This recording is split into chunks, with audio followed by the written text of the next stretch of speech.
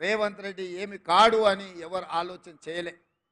కానీ ఒక మంచి లక్ష్యంతో మొదలుపెట్టిండు కాబట్టి మన బిడ్డ కష్టపడుతున్నప్పుడు మనం అండగా నిలబడాలి అని మేడ్చల్ మండలం అంతా ఏకమై నన్ను జడ్పీటీసీగా మీరు గెలిపించారు, ఆశీర్వదించారు. మళ్ళీ 2007 జూన్లో శాసన మండలి సభ్యుడిగా మీ దగ్గరకు వస్తే ఎంపీటీసీలు, కౌన్సిలర్లు, జడ్పీటీసీలు ఆయల్ల మీరందరూ అండగా నిలబడి శాసన మండలి సభ్యుడిగా 2007లో మీరు గెలిపించారు, మీరు నిలబెట్టిండ్రు. మళ్ళీ 2009 జూన్లో కొడంగల్ ఎక్కడుంటుందో నాకు తెలీదు. ఆనాడు పార్టీ పిలిచి బీఫామ్ రాత్రి 4 గంటలకు చేతిలో పెడితే దారెత్తుకుంటూ అక్కడికి వెళ్తే 14 రోజుల్లో 7,000 మెజార్టీతోని కొడంగల్ బిడ్డలు నన్ను ఆశీర్వదించి ఈ మొక్కను పెంచిండ్రు. 2014లో మళ్ళీ గెలిపించిండ్రు. అదేవిధంగా మూడవసారి దేశంలోనే పెద్ద పార్లమెంటు నియోజకవర్గం నరేంద్ర మోడీ, అమిత్ షా పార్లమెంటు నియోజకవర్గాలు కలిపిన నా మల్కాజ్గిరి పార్లమెంటులో సగానికంటే ఎక్కువ కాదు. అట్లాంటి మల్కాజ్గిరిలో మీరందరూ మళ్ళా కష్టపడి పార్లమెంట్ సభ్యుడిగా గెలిపించారు. ఆ ఊపుతోని, ఆ బలంతోని సోనియమ్మ ఆనాడు కాంగ్రెస్ పార్టీ అధ్యక్షుడిగా నన్ను నియమించింది.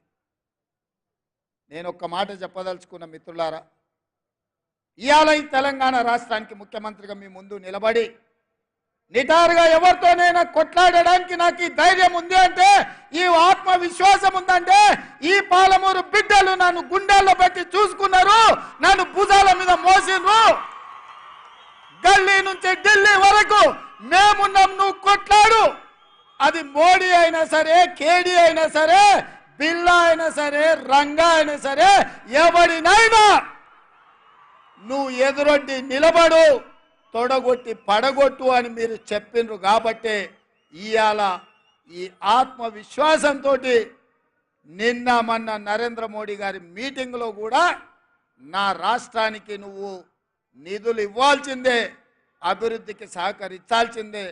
నువ్వు గుజరాత్కు బుల్లెట్ ట్రైన్ వేసుకున్నా, సబర్మతి రివర్ ఫ్రంట్ కట్టుకున్నా, గిఫ్ట్ సిటీ కట్టుకున్నా, నా పాలమూరుకో నా తెలంగాణకు నాకు ఎందుకు ఇవ్వవు అని చెప్పి సభాముఖంగా ఆయన ఎదురుగానే తుమ్మిడేటి కట్టుకోవడానికి మాకు అనుమతులు ఇప్పించాలి, మెట్రో రైలు నిర్మించుకోవడానికి నువ్వు నిధులు విడుదల చేయాలి, మూసీ రివర్ డెవలప్మెంట్కు నువ్వు సహకరించాలి, స్కైవేలు ఫ్లైఓవర్లు కట్టుకోవడానికి నిధులు ఇవ్వాలి, మెట్రో రైలుకు నిధులు ఇవ్వాలి, మా పాలమూరు రంగారెడ్డి ఎత్తిపోతల పథకానికి జాతీయ పథకం ఇవ్వాలని నరేంద్ర మోడీ గారు ఎదురుగానే చెప్పిన.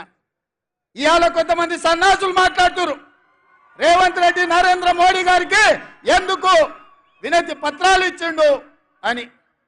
నేను అడుగుతున్న సన్నాసులారా, నేను ఎక్కడ పోయి ఇంట్లో తలుపులు మూసి కడుపులో తలకాయ పెట్టి కాళ్ళు పట్టుకోలే, చెవులో గుసగుసలు చెప్పలే.